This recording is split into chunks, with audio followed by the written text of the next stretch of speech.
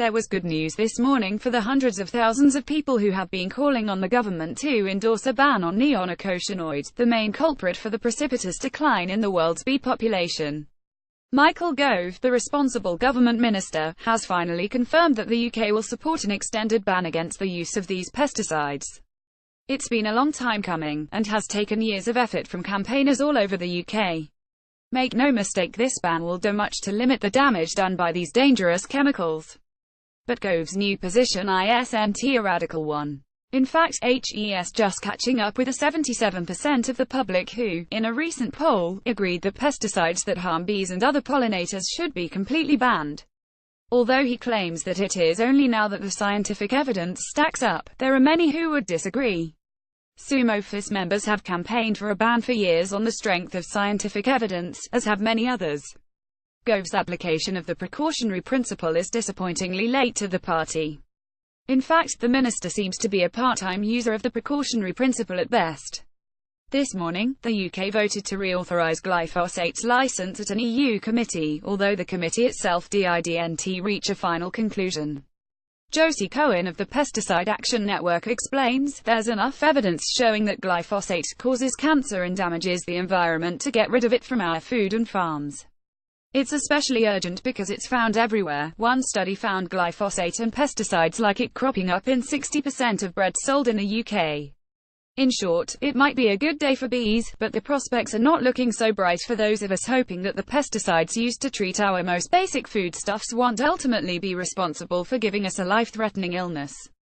There is no question that this decision on neonicotinoids is the right one, albeit delayed. And it may not be without political cost, as the big farmers that typically support the Conservatives find themselves confronting a shift in their farming practices. But for his renewed enthusiasm for environmental protection to look like more than political expediency, there is considerably more that he must do. For Michael Gove's renewed enthusiasm for environmental protection to look like more than political expediency, there is considerably more that he must do. Photograph Rick Findlaper first. Gove must demonstrate that the UK will uphold high environmental protection standards whatever happens with Brexit.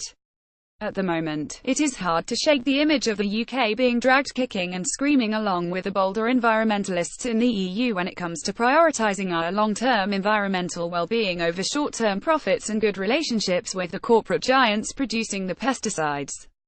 Gove could easily and robustly push back against this, if he wished to do so, by introducing the precautionary principle into UK law, via the European Union Withdrawal Bill, which returns to the House of Commons for debate next week. The necessary adjustments to make this possible have been proposed now. All that needs to happen is for the government to pass the legislation in its amended form. To do so would be a huge victory for the health of our environment and wildlife for generations to come. The scandal of neonicotinoids' continued use might be the tip of the iceberg when it comes to the adverse side effects of our overdependence on dangerous pesticides in agriculture. If the minister wants to safeguard the health of his voters and their children, he must do more than sluggishly ban the very worst offender.